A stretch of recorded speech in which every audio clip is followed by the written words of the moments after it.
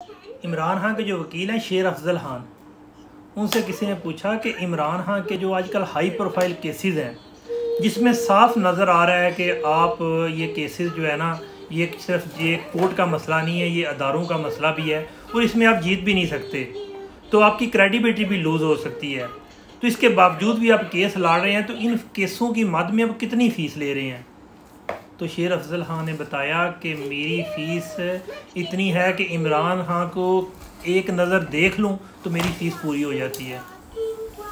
इस तरह इमरान के साथ जितने भी वकील हैं ना, उनका भी यही हिसाब है कि वो फ़ीस से ज़्यादा इमरान खान के साथ जो है ना, साथ देने में ये समझते हैं क्योंकि इमरान खान एक ऐसी शख्सियत है कि जिसके कंधे पे हाथ रख दिए वो हीरा बन जाता है।